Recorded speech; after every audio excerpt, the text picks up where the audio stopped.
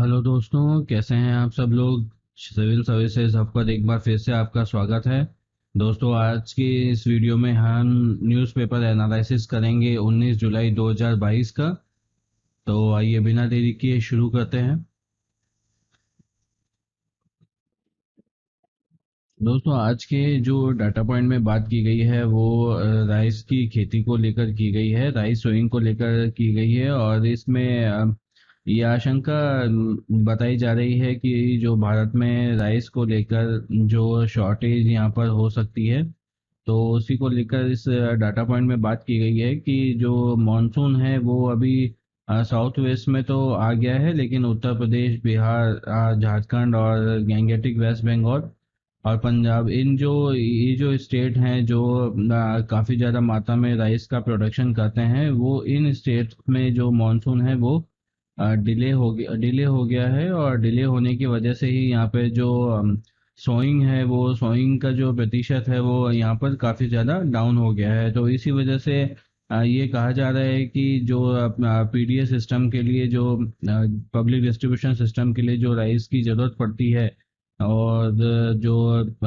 General use के लिए जो राइस है उसकी जो कमी यहाँ पर देखने को मिल सकती है। लेकिन फिर भी जो सरकारी जो डिपार्टमेंट है उनके द्वारा ये कहा जा रहा है कि राइस और पैडी का जो स्टॉक है वो चौगुना अवेलेबल है सरकार के पास में। तो इसलिए जो पीडीएस का सिस्टम है उसमें यहाँ पे कोई भी ज़्यादा प्रॉब्लम नहीं होने वाली है। तो 4 टाइम्स यहाँ पर जो अवेलेबिलिटी है वो बताई जा रही है। तो इसी वजह से जो प्रॉब्लम है वो ज़्यादा यहाँ पर देखने को नहीं मिलेगी। तो फिर भी उसके बाद में जो खरीफ की जो फसल में जो पैडी और राइस यहाँ पर उगाया जाता है, उसमें बरसात की वजह से जो यहाँ पर कमी देखने को मिली है, वो सोइंग में कमी 27 लाख हेक्टेयर जो कम जो सोइंग यहाँ पर राइस की हुई है। तो इसी वजह से ये कहा जा रहा है कि इतनी बड़ी मात्रा में जब सोइंग कम हुई है तो ऐसी स्थिति में जो कमी है वो देखने को मिल सकती है। जो राइस का जो खेती में सबसे ज़्यादा जो कमी है वो यहाँ पर राइस में ही देखने को मिल रही है। -27.03 हेक्टेयर की यहाँ पर, लाख हेक्टेयर की यहाँ पर जो सोइंग है उसमें कमी आई है। साथ ही जो बाजरे की जो यहाँ पर सोइंग है उसमें इम्प्रूवमेंट देखने को मिला है।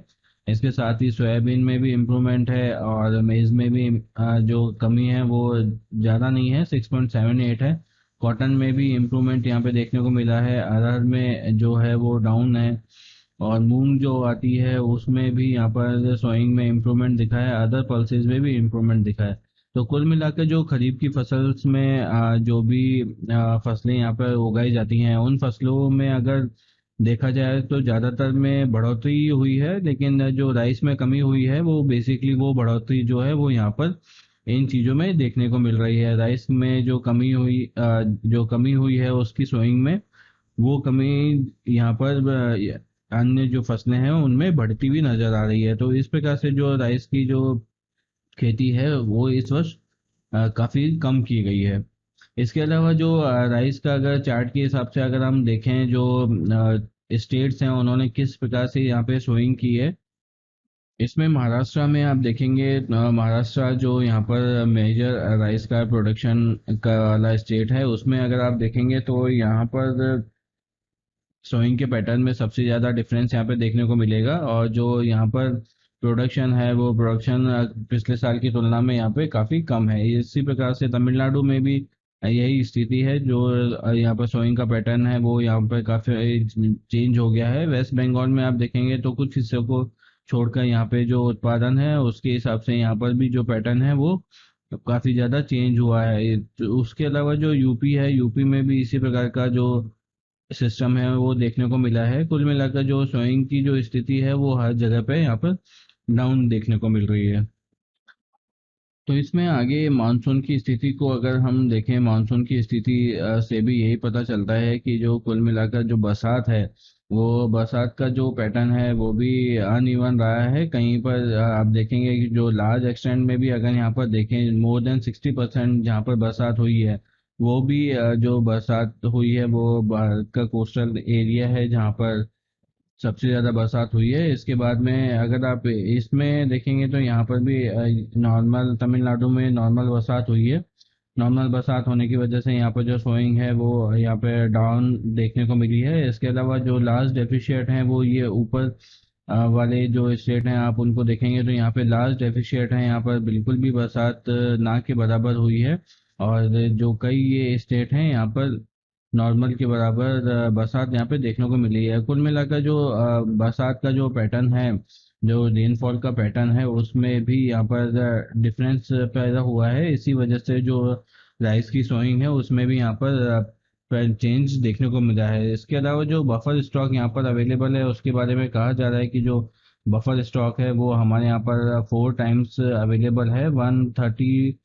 5.4 का यहाँ पर जो रिक्वायर्ड लेवल है लाख टन में, वो यहाँ पर बताया जा रहा है कि 2014 से जो अभी तक का जो रेशियो है उसके हिसाब से जो एवरेज निकलता है उसमें 135.4 लाख हेक्टेयर की ही हमें ज़रूरत पड़ती है। तो इसके अलावा जो ये अवेलेबिलिटी हमारे पास में पहले से ही मौजूद है, इसलिए क्राइसिस किसी प्रकार का उत्पन्न होने की संभावना नहीं है, क्योंकि हमारे पास में काफ़ी सारी मात्रा में राइस यहाँ पे अवेलेबल है। पीडीएस सिस्टम को भी यहाँ पे कोई नुकसान होने की संभावना ना के बराबर ही है। तो इसी प्रकार से जो ये डाटा पॉइंट है इसमें ये बताया गया है कि सोइंग तो वाकई में कम हुई है, लेकिन सोइंग की वजह से जो उत्पादन है उसमें भी यहाँ पर काफ़ी गिरावट इस वर्ष देखने को मिल सकती है। लेकिन जो अवेलेबिलिटी हाल फिलहाल में हमारे पास में है, सरकार के पास में है, वो अवेलेबिलिटी जो क्राइसिस है उसको पैदा होने की स्थिति में नहीं आने देगी। चलिए बढ़ते हैं अगली न्यूज़ की तरफ। दोस्तों, इस न्यूज़ में जो बात की गई है वो गवर्नमेंट और पुलिस का जो रवैया है अरेस्ट को लेकर, उसको लेकर यहाँ पे बात की गई है। हाल ही में आपने देखा होगा कि जो एक ऑल्ट न्यूज़ करके एक न्यूज़ चैनल है, उसके जो को फाउंडर हैं उनको यहाँ पर अरेस्ट कर लिया गया था, और जो हेट स्पीच है उसको लेकर उनके ऊपर चार्ज लगाया गया था। तो उसी को लेकर जो सुप्रीम कोर्ट ने काफ़ी सारे अपने डिसीजन दिए हैं, और पुलिस और सरकार दोनों को ये बात कही है कि जो बेल को लेकर जो आपके काम करने का तरीका है वो बिल्कुल गलत है। और बेल का प्रोविज़न जो है वो हमें सबसे पहले अवेलेबल करवाना चाहिए। मजिस्ट्रेट को भी चाहिए कि सबसे पहले बेल देने की ही कोशिश करे, अरेस्ट करने के बजाय, रिमांड देने की बजाय।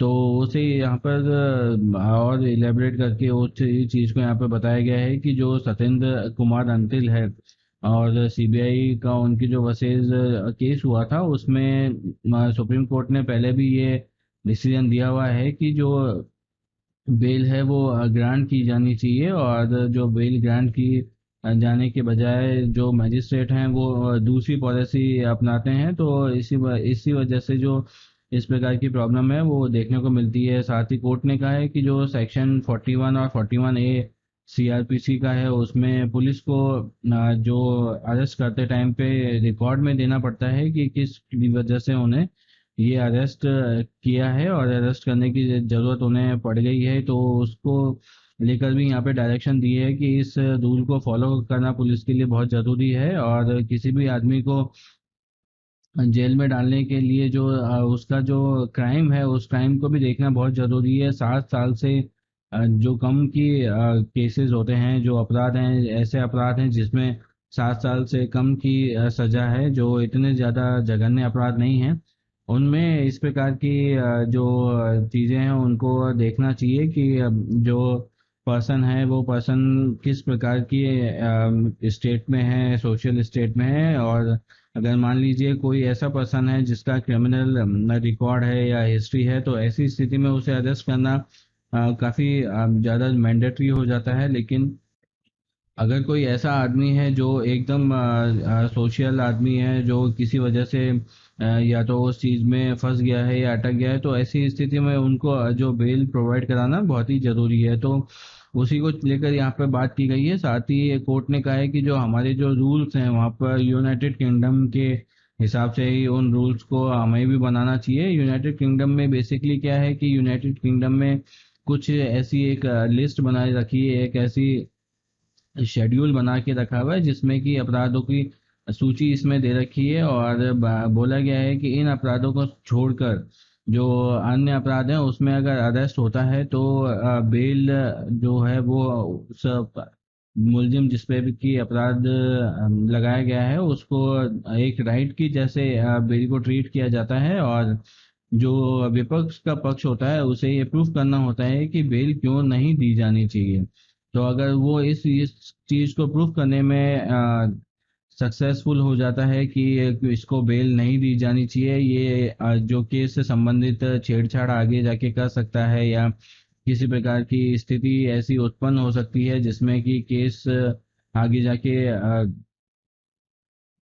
चेंज हो सकता है, तो उसी प्रकार उसी स्थिति में जो बेल है वो नहीं दी जाती है। लेकिन ये पहले उनको प्रूफ करना होता है, उसी के बाद में उसे बेल दी जाती है। अगर ये प्रूफ नहीं होता है तो होता है तो एक राइट के रूप में बेल जो है वो सब मुलजिम को दे दी जाती है। तो इसी प्रोसीजर को अपनाने की बात यहाँ पर भी कोर्ट के द्वारा की गई है कि तो इसी प्रकार का प्रोसेस आपको अपनाना चाहिए। और जो पुलिस का एक अनस्टेटेड रवैया है, अनस्टेटेड रूल है, जिसमें ये कहा जाता है कि show me the man and I will show you the law. तो पुलिस क्या करती है कि पुलिस सबसे पहले ये देखती है कि आदमी कौन है। अगर तो आदमी पॉलिटिकल अप्रोच वाला होता है या पॉलिटिकली कनेक्टेड होता है या पॉलिटिकली किसी पोस्ट पे होता है तो उसके साथ में रवैया अलग तरीके का होता है। अगर कोई नॉर्मल जनरल आदमी होता है तो उसके खिलाफ रवैया अलग होता है।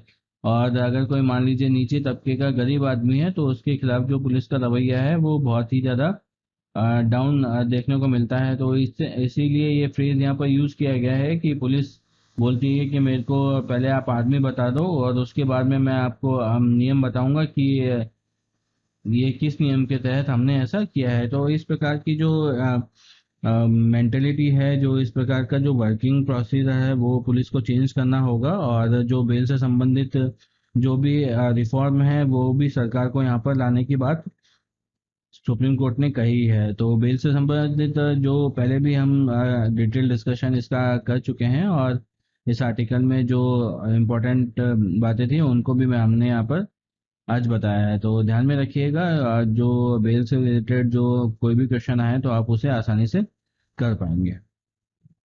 चलिए बढ़ते हैं अगले आर्टिकल की तरफ।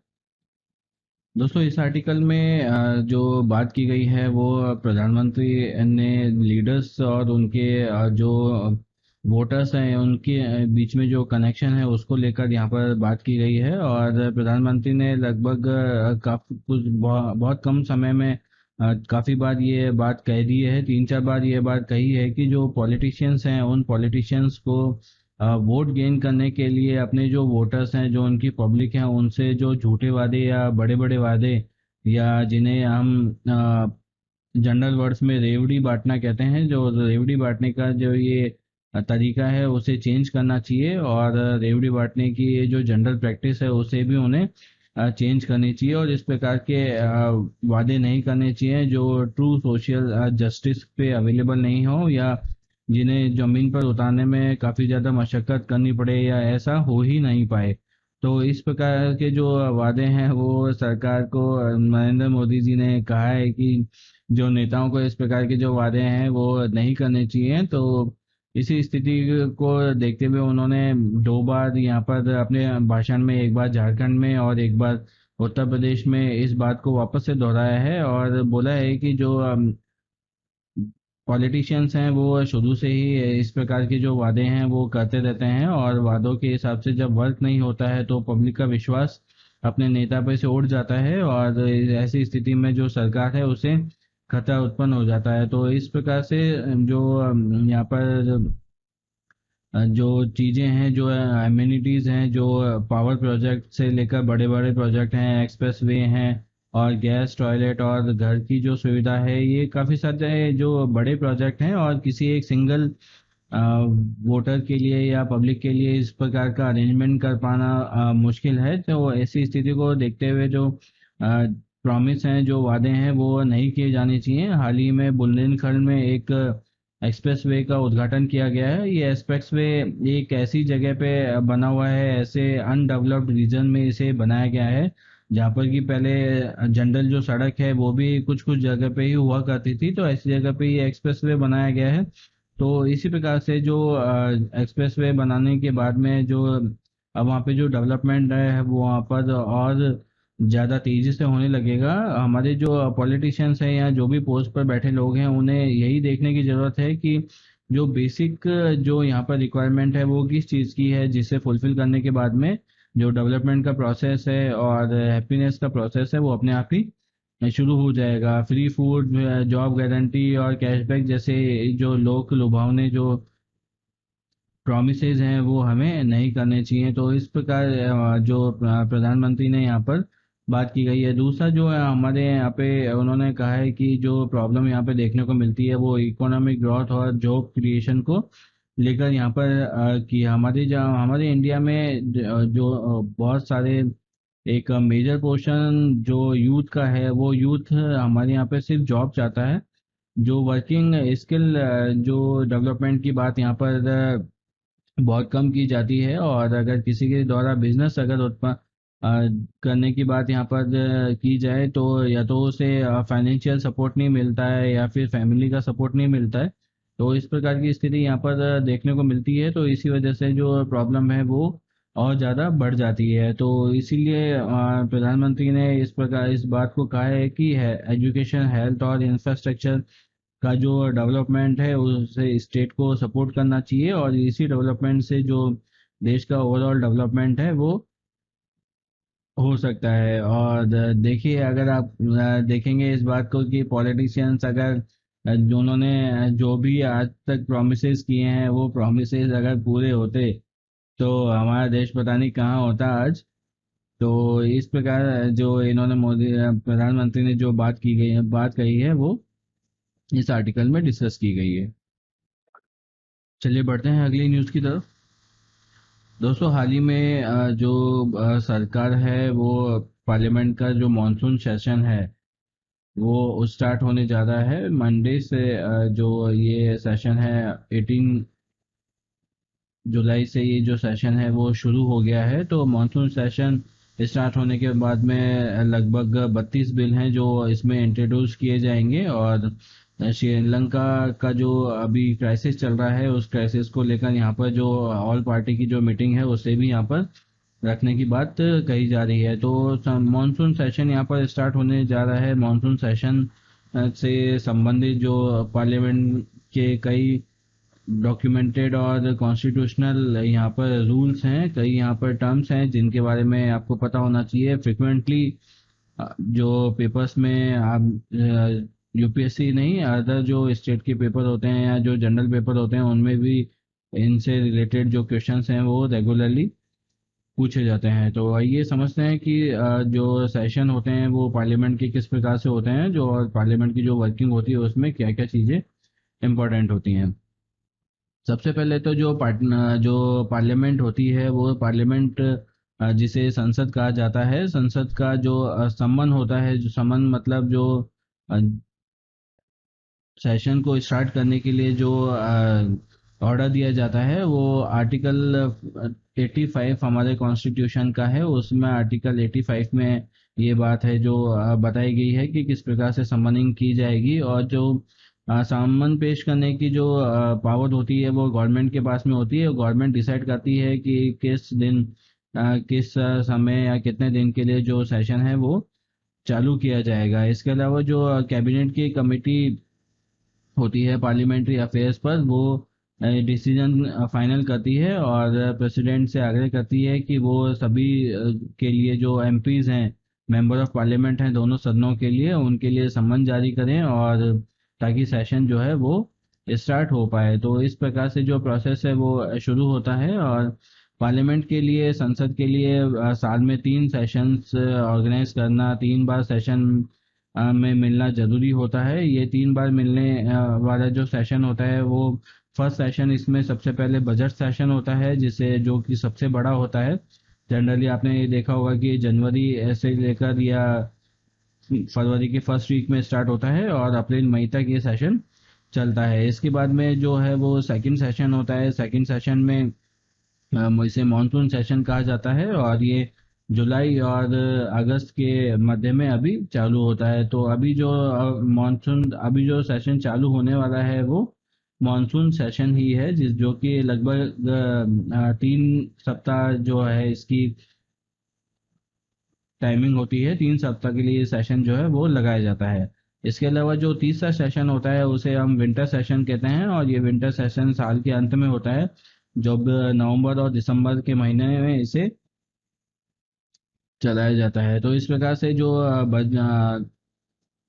पार्लियामेंट होती है, जो संसद होती है, उसके तीन सॉरी सेशन होते हैं। 3 सेशन में सबसे पहला बजट सेशन होता है, फिर उसके बाद में मॉनसून सेशन होता है, फिर उसके बाद में विंटर सेशन होता है। तो इस प्रकार से ये तीनों सेशन पार्लियामेंट के एक साल में होना जरूरी होता है।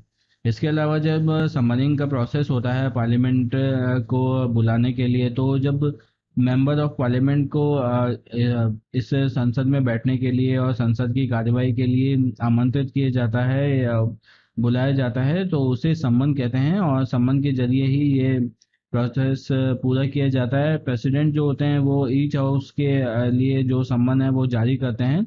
आपको बता दें कि जो पार्लियामेंट की जो 2 सेशंस के बीच में जो टाइमिंग है वो 6 महीने से ज़्यादा की नहीं होनी चाहिए। जो फर्स्ट सेशन और सेकंड सेशन के बीच में जो टाइम पीरियड है, जो डिले पीरियड है, वो टाइम पीरियड 6 मंथ से ज़्यादा का नहीं होना चाहिए, नॉट मोर देन 6 मंथ्स। तो 6 मंथ से ज़्यादा का नहीं होना चाहिए, इसका मतलब ये है कि जो साल में कम से कम, एक साल में कम से कम 2 बार तो सेशन लगेगा ही लगेगा। 2 बार सेशन लगाएंगे तभी जाके 6 महीने से कम का जो गैप है यहाँ पर पड़ पाएगा। जनवरी में लगाते हैं तो उसके 6 महीने बाद जब फिर सेशन लगाना होगा, तो इस प्रकार से साल में 2 सेशन कंपलसरी हैं।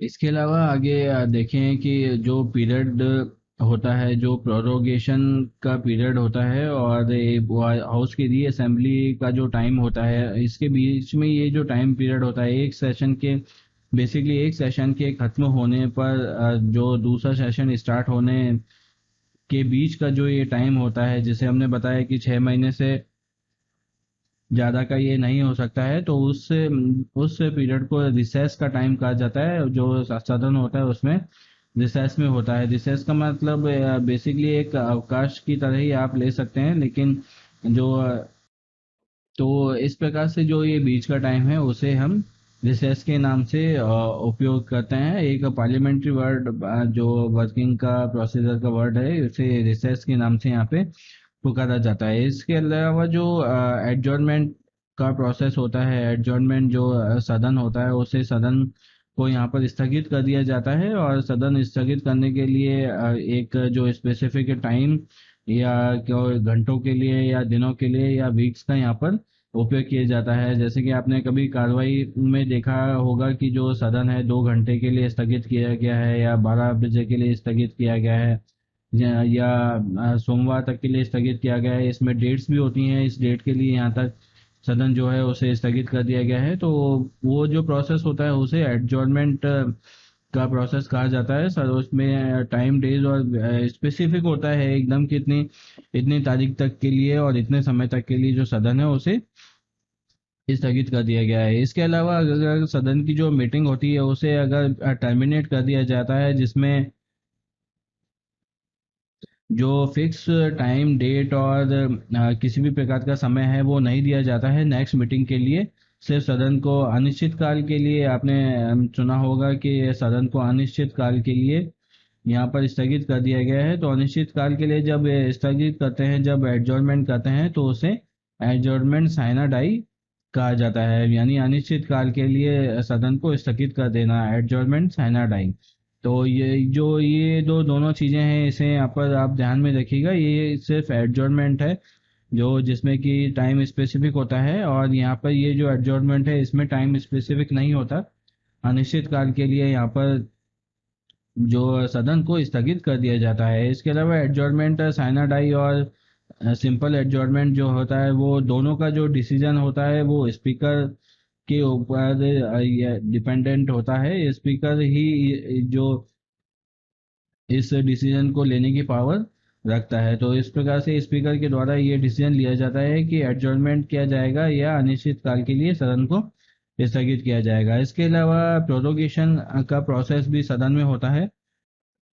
अपने निश्चित समय पर अगर सेशन खत्म हो जाता है, एंड ऑफ द सेशन हो जाता है, तो ऐसी स्थिति में जो वर्ड यूज किया जाता है वो प्रोरोगेशन का वर्ड यूज किया जाता है। प्रोरोगेशन सदन का हो जाता है, सदन सेशन जो है वो समाप्त हो जाता है। तो ऐसी स्थिति में प्रोरोगेशन हो जाता है, लेकिन ये डिसोल्यूशन नहीं होता, सदन का डिसोल्यूशन नहीं होता है, सिर्फ खाली जो सेशन है वो कंप्लीट हो जाता है, तो उसे प्रोरोगेशन कहा जाता है। ये जो सारी प्रोसेस है वो प्रोरोगेशन की, वो प्रेसिडेंट के द्वारा की जाती है। प्रेसिडेंट जो सदन है उसे समाप्त करने की घोषणा करता है। इसके बाद में किसी भी सदन को चलाने के लिए, किसी भी सदन की जो कार्रवाई है उसे रन करने के लिए जो minimum numbers of members required होता है, जो न्यूनतम जो सदस्यों की जो जरूरत होती है सदन में, उसे कोरम कहा जाता है। और ये कोरम कंप्लीट होने पर ही जो सदन की जो कार्रवाई है वो शुरू की जाती है। तो इससे पहले जो एक सम्मन जारी किए तो राष्ट्रपति के द्वारा की जाता है, लेकिन जो पार्टी होती है वो पार्टीज जिनकी जो पार्लियामेंट में जिनके जो सांसद हैं वो वहाँ पर बैठते हैं, उन पार्टीज के द्वारा भी एक जो सूचना जारी की जाती है कि इस प्रकार से सेशन है और आपको उपस्थित होना है। तो सब पार्टी जो है उनकी ये जिम्मेदारी होती है कि वो क्वारम को कंप्लीट रखें, जिससे कि जो हाउस है वो सुचारू रूप से चल सके और उसकी मीटिंग्स भी प्रॉपर तरीके से हो सके। तो क्वारम के लिए जो हमारे संविधान में जो प्रावधान दिया गया है उसमें 1/10 जो स्ट्रेंथ है टोटल लोकसभा और राज्यसभा के लिए, तो वो जो क्वारम 1/10 है, यानी 10वें हिस्से में जो सदस्य हैं वो उपस्थित होने चाहिए। तो ऐसा होने पर ही जो सदन सदन है उसकी कार्रवाई शुरू की जाती है। तो जो सदन है वो उसमें लोकसभा के लिए जो ये नंबर है वो फिक्स है 55 नंबर का, 55 MP प्रेजेंट होने चाहिए, तभी जाके लोकसभा की कार्रवाई होती है। और राज्यसभा के लिए भी ये नंबर फिक्स है जिसमें कि 25 मेंबर्स का प्रेजेंट होना जरूरी है। तो लोकसभा और राज्यसभा के लिए दोनों के नंबर इस प्रकार से फिक्स किए गए हैं। जो लोकसभा में ये नंबर 55 MPs का है और राज्यसभा में जो ये है वो 25 MPs का है। दोनों का कोरम कंप्लीट होने पर सदन की कार्रवाई आसानी से की जा सकती है। इसके बाद में जो सदन की कार्रवाई के लिए जो लैंग्वेज यूज की जाती है वो बेसिकली हिंदी और इंग्लिश का ही यूज किया जाता है। इसके अलावा जो चेयरमैन हैं, जो भी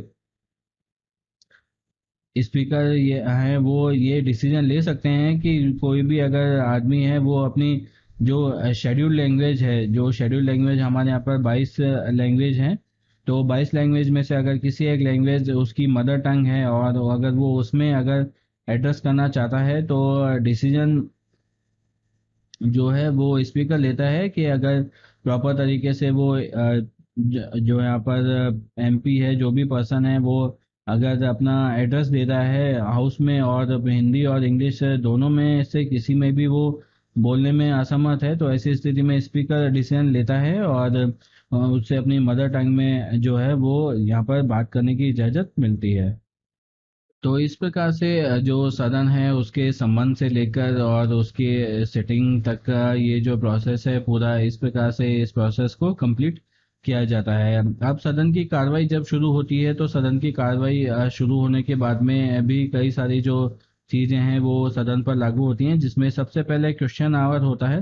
क्वेश्चन आवर दोस्तों क्या होता है? क्वेश्चन आवर फर्स्ट आवर जो हैवी पार्लियामेंट्री सिटिंग होती है, हर रोज जब पार्लियामेंट शुरू होती है, जब सदन चालू होता है, तो पहला जो घंटा होता है, पहला जो आवर होता है उसे क्वेश्चन आवर कहा जाता है। लेकिन ये जो लोकसभा है, लोकसभा में ही ये जो पहला आवर होता है उसे क्वेश्चन आवर कहा जाता है। लेकिन राज्यसभा में ये टाइमिंग फिक्स कर दी गई है, जो उसमें 11 से बजे 12 बजे तक का टाइम जो है वो क्वेश्चन आवर के रूप में रखा जाता है। क्वेश्चन आवर जब चल रहा होता है तो मेंबर ऑफ पार्लियामेंट से जो मिनिस्टर्स होते हैं, सरकार के गवर्नमेंट के जो मिनिस्टर्स होते हैं, उनसे सवाल पूछते हैं और उन सवाल के लिए जो मंत्री होते हैं वो अकाउंटेबल होते हैं और उन्हें प्रॉपर तरीके से इसमें जवाब भी देना पड़ता है। तो इस प्रकार से जो क्वेश्चन आवर होता है उसमें MPs जो है मंत्रियों से क्वेश्चंस पूछते हैं। इसके अलावा जो क्वेश्चन होते हैं वो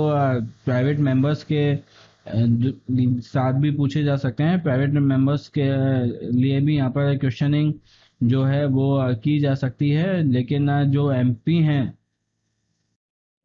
प्राइवेट मेंबर्स किसे कहा जाता है? प्राइवेट मेंबर्स उन लोगों को कहा जाता है जो कि मंत्री नहीं है, जो कि ऐसे एमपी हैं जो सांसद हैं लेकिन मंत्री नहीं है। तो ऐसी ऐसे लोगों को जो प्राइवेट मेंबर्स कहा जाता है, और प्राइवेट मेंबर्स से भी प्रश्न क्वेश्चन आवर्स में पूछे जा सकते हैं। इसके बाद में रेगुलेशन की बात आती है। जो रेगुलेशन संसद का होता है वो रेगुलेशंस पार्लियामेंट्री रूल्स के हिसाब से होता है। पार्लियामेंट ने जो रूल बुक है इसकी बना रखी है जो पार्लियामेंट को चलाने के लिए, उन रूल्स के हिसाब से तो इसका जो रेगुलेशन है वो किया जाता है। क्वेश्चन आवर्स के संबंध में जो डिसीजन, फाइनल डिसीजन होता है वो बोथ हाउस में जो इनके प्रिसाइडिंग ऑफिसर्स होते हैं, जो स्पीकर होते हैं, जो चेयरमैन होते हैं, वो उनके द्वारा ही लिया जाता है कि क्वेश्चन आवर्स को कितने समय के लिए चलाना है या बीच में रोक देना है। तो इस प्रकार से जो क्वेश्चन आवर है उसकी प्रोसेस पूरी होती है। क्वेश्चन आवर के समय में जो प्रश्न पूछे जाते हैं, उन प्रश्न की भी अलग अलग कैटेगरी होती है, जिसमें कि जो तीन कैटेगरी मुख्य होती है। सबसे पहले स्टार्ट क्वेश्चन होते हैं। स्टार्ट क्वेश्चन में एक एस्टेरिस्क लगा होता है और ये उसमें ओरल आंसर दिया जाता है, जो साथ में मिनिस्टर, मंत्री और जो प्रश्न पूछने वाले सांसद हैं वो साथ में ही खड़े होते हैं, और इस प्रकार से क्वेश्चन ओरली ही पूछा जाता है और ओरली ही उसका जवाब दिया जाता है। दूसरा जो क्वेश्चन होता है वो अनस्टार्ट क्वेश्चन होता है। इस अनस्टार्ट क्वेश्चन में रिटर्न आंसर जो मंत्री है उनको देना पड़ता है, और इसमें सप्लीमेंट्री क्वेश्चंस जो हैं वो नहीं पूछे जा सकते। पहले एमपी अपना जो क्वेश्चन है वो पुटअप करते हैं अनस्टार्ट के रूप में, और फिर उसके बाद में जो मंत्री होते हैं वो इस सवाल का जवाब देते हैं अपने जवाब के रूप में। इसके बाद में शॉर्ट नोटिस का भी एक क्वेश्चन होता है, जिसमें कि 10 दिन से कम का एक नोटिस दिया जाता है, और इसमें भी जो आंसर है वो ओरली ही दिया जाता है। तो इस प्रकार से जो ये तीन प्रकार के जो क्वेश्चंस होते हैं इन्हें सदन में क्वेश्चन आवर के समय में पूछा जाता है। क्वेश्चन आवर जब भी सेशन चलता है, तो सेशन जितने दिन के लिए भी लगता है उसमें सेशन में ये क्वेश्चन आवर डेली होता है। डेली सुबह का इसका टाइम फिक्स होता है, लेकिन 2 दिन ऐसे होते हैं जब 2 दिन में ये जो क्वेश्चन आवर होता है वो पार्लियामेंट के सेशन में ये इसे इंक्लूड नहीं किया जा सकता है। इसमें सबसे पहला जो दिन होता है वो प्रेसिडेंट के एड्रेस के समय पे होता है। प्रेसिडेंट जब भी एड्रेस करते हैं, बोथ हाउस जब चालू होते हैं, और जब पहली बार लोकसभा मिलती है, और जब हर साल का जो पहला सेशन होता है उसमें जो पहला दिन होता है, इन दोनों दिन जो राष्ट्रपति होते हैं वो अपना एड्रेस देते हैं और सरकार के समर्थन में भी बोलते हैं और अपनी जो बात है वो रखते हैं। इसके अलावा जब बजट पेश करते हैं फाइनेंस मिनिस्टर, उस दिन भी क्वेश्चन आवर जो है वो नहीं होता है। तो इन दोनों ओकेजन्स को लेकर हर दिन जब भी सेशन लगता है तो उस दिन यहाँ पर बजट आवर रखा जाता है। इसके बाद में आगे बात करें तो यहाँ पर जीरो आवर का एक प्रोविज़न भी होता है। जीरो आवर जो है वो यहाँ पर एक किसी रूल बुक में नहीं है, वो यहाँ पर इसका जो इनोवेशन है वो इंडियन पार्लियामेंट के द्वारा ही किया जाता है। और इसमें बेसिकली ये होता है कि जो एमपी किसी भी मुद्दे को अगर उठाना चाहते हैं वो तो प्रायर नोटिस के उस मुद्दे को उठाते हैं, और जो अपने जो सवाल है उनका जवाब जो है वो संबंधित व्यक्ति से लेते हैं। तो बेसिकली जीरो आवर कौन सा समय होता है? जीरो आवर जब क्वेश्चन आवर खत्म हो जाता है। क्वेश्चन आवर खत्म होने के बाद में जो उस दिन का जो एजेंडा होता है, पार्लियामेंट में हर दिन का जो एजेंडा होता है वो डिसाइडेड होता है कि आज पार्लियामेंट में ये होगा ये होगा। तो इस प्रकार से जो एजेंडा होता है वो डिसाइडेड होता है। तो क्वेश्चन आवर के बाद में जो एजेंडा है उस दिन का, वो एजेंडा स्टार्ट होने में जितना समय लगता है, जो भी बीच में टाइम पीरियड होता है, उस टाइम पीरियड को जीरो आवर के नाम से पुकारा जाता है। तो जीरो आवर ये जो बीच का समय होता है वो समय होता है, और इसमें जो डिस्कशन होता है वो डिस्कशन एमपीज के द्वारा किसी भी मैटर को लेकर किया जाता है, और जीरो आवर में जो भी मैटर्स होते हैं उसके लिए प्रायर नोटिस देना जरूरी नहीं होता। तो इस प्रकार से जो सदन है वो सदन से लेकर ये कुछ इम्पोर्टेंट बातें थी जिन्हें हमने देखा। तो किस प्रकार से सदन चालू होता है, किस प्रकार से सदन की कार्रवाई होती है, कौन सदन को बुलाता है, कैसे सदन का एडजॉर्नमेंट होता है, संसद को लेकर ये बहुत ही ज़्यादा कुछ बेसिक्स बातें हैं जिन्हें आप ध्यान में रखिएगा। लेकिन ये बेसिक बातें ज़रूर हैं, लेकिन रेगुलरली क्वेश्चंस पेपर्स में पार्लियामेंट को लेकर पूछी जाती रही हैं। अब चलिए बढ़ते हैं अपनी अगली न्यूज़ की तरफ। तो दोस्तों इस न्यूज़ में जो बात की गई है वो वाइल्ड फायर को लेकर की गई है। आपने हाल ही में देखा होगा कि जो यूरोपियन कंट्रीज़ हैं, यूरोपियन कंट्रीज़ के साथ साथ में जो अमेज़न है, जहाँ पर दुनिया के सबसे बड़े जंगल जो जहाँ पर प्राप्त देखे जाते हैं, तो अमेज़न के जंगलों में, यूरोपियन जंगलों में, जहाँ पर ये बहुत बड़े बड़े जंगल हैं, यहाँ पर जो आग है, जो वाइल्ड फायर है, वो एक जनरल और आम बात हो गई है। वाइल्ड फायर की वजह से काफ़ी सारा यहाँ पर वनस्पति को नुकसान भी होता है। साथ में जो यहाँ पर जो जानवर रहते हैं, जो यहाँ पर वाइल्ड में जो भी यहाँ पर जानवर रहते हैं, उन जानवर के जो आवास का है उसका भी यहाँ पर नुकसान होता है। तो इस प्रकार से जो वो लोग हैं यहाँ पर, जो जीव जंतु रहते हैं, वो जीव जंतु या तो यहाँ से पलायन कर जाते हैं, कई और जगह पे या शहरों में जाते हैं, या ऐसी जगहों पर जाते हैं जहाँ से उन्हें जहाँ पे वो अपना जीवन यापन कर सकें। लेकिन कई केसेस में इनकी मौत भी हो जाती है, और इस प्रकार से जो जीव जंतुओं का भी यहाँ पर जो वाइल्ड लाइफ का भी यहाँ पर जो है नुकसान देखने को मिलता है। तो हाल ही में एक जो स्टडी है वो निकल के आई है, उसमें बताया गया है कि जो वाइल्ड लाइफ का, वाइल्ड फायर का जो रिलेशन है, वाइल्ड फायर का इतना फ्रिक्वेंटली बार बार उत्पन्न होना, बार बार इसका इतना जघन्य, इतना सघन इसका रूप ले लेना, इतना भयावह इसका रूप ले लेना, क्लाइमेट चेंज पे भी डिपेंडेंट है। तो किस प्रकार से ये बात की गई है, इसमें कहा गया है कि जो क्लाइमेट चेंज में जो सबसे बड़ी प्रॉब्लम हमारे को देखने को मिलती है वो टेम्परेचर को लेकर देखने को मिलती है। क्लाइमेट चेंज में का जो सबसे बड़ा दुष्परिणाम यहाँ पर हमें देखने को मिला है वो अर्थ के टेम्परेचर को देखकर मिला है। अर्थ का टेम्परेचर जो है वो लगातार बढ़ता जा रहा है। एटमॉस्फेयर का टेम्परेचर बढ़ने की वजह से यहाँ पर जो मॉइस्चर है प्लांट्स में से, वो मॉइस्चर जल्दी ही खत्म हो जाता है, उसमें अवेलेबल नहीं रहता। इसी वजह से एक ड्राई फ्यूल जैसी जो है वो लकड़ी, आपको पता है कि तुरंत आग पकड़ लेती है, सूखी लकड़ी तुरंत प्रभाव से जलती है और लंबे समय तक जलती है। तो इसीलिए जो इस प्रकार से मॉइस्चर जो प्लांट्स में से खत्म हो जाता है, तो वो एक ड्राई फ्यूल का काम करता है। और इसके अलावा जो हाई हीट होती है, जो गर्मी होती है, जो जंगल होते हैं, उनमें जंगल में जो वृक्ष होते हैं वो बहुत ही पास पास होते हैं, बहुत पास पास के एरिया में ये वृक्ष होते हैं, जिसमें कि जो हीट होती है वो ज़्यादा अगर इसमें कैप्चर हो जाती है, ज़्यादा अगर इकट्ठी हो जाती है, तो इस वजह से भी यहाँ पर आग लग जाती है। क्योंकि यहाँ पर ड्राई ग्रास भी अवेलेबल होती है, जो कि एक आग को फैलाने वाले की जैसे काम करती है। इसी प्रकार जो फॉरेस्ट होता है वो एक पूरा एक फ्यूल की जैसे कार्य करता है, और किसी भी छोटी सी भी किसी चिंगारी की वजह से या किसी और चीज़ की वजह से, गर्मी की वजह से भी यहाँ पर जो है वो आग लग जाती है। और आग लगने की वजह से इस प्रकार की स्थिति है वो वाइल्ड फायर के रूप में हमें देखने को मिलती है। ये वाइल्ड फायर बहुत ही बड़े लेवल पर जब जंगल में लगती है तो बहुत तेजी से फैलती जाती है, और इसको रोक पाना काफ़ी ज़्यादा मुश्किल हो जाता है। इसके अलावा जब भी ये वाइल्ड फायर होते हैं वो उसमें ऐसी जगह पर ही ज़्यादा देखने को आजकल मिल रही हैं जहाँ पर जो टेम्परेचर है वो बढ़ा हुआ है, टेम्परेचर की कंडीशंस हैं वो यहाँ पर काफ़ी ज़्यादा ऊंची हैं। ऐसी ऐसी जो जगह हैं वहाँ पर ही वाइल्ड फायर जो है वो देखने को आजकल मिल रही है। इसके अलावा जो वाइल्ड फायर होती है, तो जब इस पर वाइल्ड फायर से आग लगने की वजह से जब यहाँ पर धुआं निकलता है,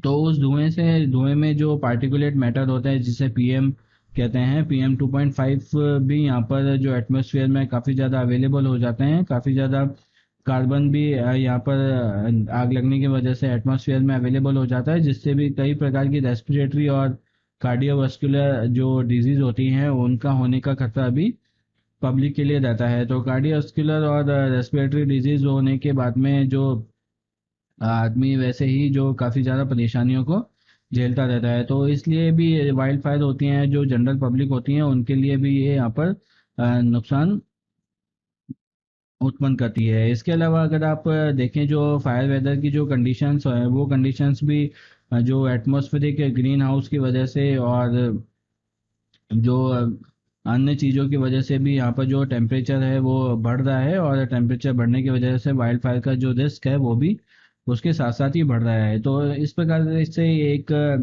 जो जानकारी यहाँ पर निकल के आई है जिसमें कि वाइल्ड लाइफ और वाइल्ड फायर का क्लाइमेट चेंज से रिलेशन बताया गया है कि टेम्परेचर बढ़ने की वजह से ही जो ये आग हैं वो अभी फ्रिक्वेंटली हमारे को देखने को मिल रही हैं, और वाइल्ड फायर के साथ में वाइल्ड लाइफ का भी जो नुकसान है वो बराबर हमें हो रहा है। चलिए बढ़ते हैं हमारे स्टैटिक पोर्शन की तरफ। दोस्तों हमारे स्टैटिक पोर्शन में हमने कल जो बात की थी वो जो एक डांस के फॉर्म की बात की थी। आप बताइए कि कल हमने किस डांस फॉर्म की बात की थी और वो किस स्टेट से रिलेटेड है। आज हम बात अपने डांस फॉर्म्स में बात करेंगे कुचिपुड़ी नृत्य की। कुचिपुड़ी नृत्य जो मेन जो आंध्रा में इसे परफॉर्म किया जाता है, और आंध्रा के जो एक ग्रुप में एक एक्टर्स होते हैं इनके द्वारा इसे परफॉर्म किया जाता है, जो कि विलेज टू विलेज जाते हैं, एक गांव से दूसरे गांव में ये लोग जाते रहते हैं और इनके द्वारा ये परफॉर्मेंस की जाती है जिन्हें कि कोसलाव्स कहा जाता है। कोसेलाव्स इन जो ग्रुप्स हैं इन ग्रुप्स को कहा जाता है। और कुचिपुड़ी वर्ड का जो उत्पत्ति हुई है वो भी कोसेलावपुरी से हुई है, क्योंकि जो ये आंध्र प्रदेश का एक गांव है, इस गांव में ही जो इस जो नृत्य को बहुतायत में किया जाता है, और आंध्र प्रदेश के इसी गांव से इस नृत्य की उत्पत्ति हुई है जिसे कुशेलावपुरी कहा जाता है। आंध्र प्रदेश का ही एक गांव है। इसके अलावा जो सिद्धेंद्र योगी जी हैं उन जिन्होंने भामा कलापम जो नाटक है उसकी रचना की थी, उन्होंने जो इस डांस फॉर्म को है वो काफ़ी ज़्यादा इसे फॉर्मलाइज किया, और लोगों तक अगर आम आम जो जनता तक आज इसकी पहुंच है वो इन्हीं की वजह से ही बताई जाती है। इसके अलावा जो ये डांस फॉर्म है वो उसे जो विजयनगर और गोलकोंडा एम्पायर के जो राजा थे उनके द्वारा भी इसे इन्हें बहुत ही ज़्यादा पैट्रोनेज प्राप्त हुआ, बहुत ही ज़्यादा सम्मान इस डांस को देखने को मिला, जिसके कारण जो इसकी प्रसिद्धि है वो बढ़ी थी। इसके अलावा जो कुचिपुड़ी डांस है वो कुचिपुड़ी डांस के कुछ फीचर्स हैं जिन्हें यहाँ पे डिस्कस किया है, जिसमें कि ये एक डिफ़िकल्ट फुट मूवमेंट इसमें उपयोग की जाती है। ये जनरली एक टीम की परफॉर्मेंस है, टीम के द्वारा इसमें जनरली परफॉर्मेंस दी जाती है। इसके अलावा जो कुचिपुड़ी के जो स्टेप्स हैं उसमें भागवत पुराण का जो डिस्क्रिप्शन है वो किया जाता है, और इसमें श्रृंगारा जो रास होता है, जो श्रृंगार जो रास होता है उसका इसमें बहुतायत में प्रयोग होता है। तो इम्पोर्टेंट है ये ध्यान में रखिएगा, जो इसमें भागवत गीता का इसमें जो डिटेल जब भी इसे रिसाइटल कुचिपुड़ी का होता है, कुचिपुड़ी जब प्रस्तुति इसकी दी जाती है तो इसमें भागवत पुराण का इसमें वर्णन किया जाता है और श्रृंगार रस का इसमें मेन उपयोग किया जाता है। इसके अलावा जो इसका प्रिंसिपल कैरेक्टर होता है, जो ग्रुप में ये डांस करते हैं उसमें जो प्रिंसिपल कैरेक्टर होता है उसे दारू के नाम से यहाँ पर पुकारा जाता है। ये शब्द इम्पोर्टेंट है, इसे भी आप ध्यान में रखिएगा। इसके अलावा जो डांस है उसके जो मेन कंपोनेंट है उसमें जो तीनों क्लासिकल कंपोनेंट हैं डांस के, जिसमें नृत्य नृत्य और नाट्य नृत्य नृत्य और जो नाट्य करके तीन कंपोनेंट हमने आपको बताए थे, वो तीनों कंपोनेंट का उपयोग जो है वो इस डांस में किया जाता है। इसके अलावा कुचिपुड़ी का जो डांस है उसमें जो एक सिंगिंग का भी प्रोसेस इसमें किया जाता है, सिंगिंग को भी इसमें जो है वो इन्वॉल्व किया जाता है। इसमें लास्य और तांडव दोनों प्रकार के जो इसमें भाव हैं उनको यूज़ किया जाता है। लास्य और तांडव दोनों यहाँ पर यूज़ किए जाते हैं। इसका मतलब यहाँ इसमें फीमेल और मेल दोनों के द्वारा ये परफॉर्मेंस दी जा सकती है। इसमें कोई बाध्यता नहीं है कि ये फीमेल्स के द्वारा नहीं दी जाएगी या मेल्स के द्वारा ही खाली दी जाएगी। तो इसके अलावा सोलो परफॉर्मेंस भी कुचिपुड़ी डांस में दी जाती है, और ये सोलो परफॉर्मेंस में दो तीन प्रकार होते हैं। उन दो तीन प्रकारों में ये परफॉर्मेंस दी जाती है, जिसमें पहला मंडूक शब्दम होता है। इस मंडूक शब्दम में एक जो फ्रॉग होता है, एक मेंढक होता है, इस मेंढक की जो स्टोरी है उसका यहाँ पर बखान किया जाता है, तो इसे मंडूक शब्दम किया जाता है। सोलो परफॉर्मेंस होता है ये। इसके अलावा तारंगम होता है। इस तारंगम में जो भी डांसर होता है वो डांसर एक जो ब्रास होता है उस ब्रास की प्लेट पे खड़ा होता है, और जो दिए होते हैं उनको, जैसे ये इस तरीके से दिए रखे होते हैं, इनके ऊपर ये ब्रास प्लेट रखी होती है, और इस ब्रास प्लेट के ऊपर ये यहाँ पर ऐसे जो डांसिंग है वो परफॉर्म की जाती है। तो इस प्रकार से ये जो डांस है उसको किया जाता है, या फिर इस दियो की जगह यहाँ पर जो पॉट वाटर पॉट होता है उसे भी यहाँ पर यूज किया जाता है। तो इस प्रकार से जो ये डांस है वो परफॉर्म किया जाता है। ये भी जो डांसिंग का फॉर्म है ये सोलो फॉर्म है, इसे भी सोलो किया जाता है। इसके अलावा जल चित्र नृत्यम किया जाता है। इसमें जो डांसर होता है वो अपने पैर के अंगूठे से, जो टो होता है उसका, उस पैर के अंगूठे से एक फ्लोर पे पिक्चर ड्रॉ करता है, और पिक्चर ड्रॉ करते करते ही जो वो है डांस को परफॉर्म भी करता जाता है। बेसिकली जो डांसिंग में लैंग्वेज यूज़ की जाती है वो तेलुगु लैंग्वेज यूज़ की जाती है, और इसके अलावा कार्नेटिक म्यूजिक इसमें उपयोग होता है, वायलिन का यूज़ होता है, और मृदंग का भी इसमें यूज़ किया जाता है। आपने देखा होगा मृदंग इस प्रकार से एक लंबा एक तबले जैसा होता है, तो उसमें उसका भी इसमें उपयोग किया जाता है, जो प्रिंसिपल इंस्ट्रूमेंट के रूप में इन तीनों को काम में लिया जाता है। तो इस प्रकार कुचिपुड़ी डांस से संबंधित कुछ जो इम्पोर्टेंट बात थी उन्हें आप ध्यान में रखिएगा। जो ये सोलो परफॉर्मेंस भी हैं, क्योंकि कुचिपुड़ी का जो मेन जो परफॉर्मेंस का तरीका है वो ग्रुप में है, तो ये सोलो परफॉर्मेंस है इस तीनों तरीके से दी जाती है, जिसमें मंडूक शब्दम है, तारंगम है और जल चित्र नृत्यम है। इन तीनों को आप ध्यान में रखिएगा, ये एक्सेप्शन के रूप में इन पर क्वेश्चन बनने की संभावना बहुत ज़्यादा है। तो दोस्तों आज के न्यूज़पेपर एनालिसिस में बस इतना ही है। आशा है वीडियो आपको पसंद आया होगा। अगर आपके पास में वीडियो से संबंधित या हमारे चैनल से संबंधित आपके पास में कोई और अगर सुझाव है तो उसे हमारे साथ ज़रूर साझा कीजिएगा। साथ ही वीडियो अगर आपको पसंद आए तो इसे लाइक कीजिएगा, शेयर कीजिएगा, और अगर अब तक चैनल को अगर आपने सब्सक्राइब नहीं किया है तो चैनल को सब्सक्राइब भी कीजिएगा, जिससे कि जो न्यू वीडियोस हैं उनके जो नोटिफिकेशन है वो आपको हाथों हाथ मिल जाएंगे। और अगर आप मेरे साथ में फेसबुक, ट्विटर और इंस्टाग्राम पे भी जुड़ना चाहते हैं तो इस तीनों जगह पे भी आप मुझे फॉलो कर सकते हैं। और जो ये लेक्चर है, इस लेक्चर की पीडीएफ है, वो पीडीएफ आपको हमारे इंस्टाग्राम वाले चैनल पे मिल जाएगी। इंस्टाग्राम पे चैनल पे आप मुझे सब्सक्राइब कीजिए, और सब्सक्राइब करने के बाद में जो वहाँ पर पीडीएफ है वो आप वहाँ से आसानी से डाउनलोड कर सकते हैं। तो आज के लिए बस इतना ही। फिर मुलाकात होगी एक नई वीडियो में। तब तक के लिए अपना और अपनों का ख्याल रखिए। जय Hind and thanks for watching.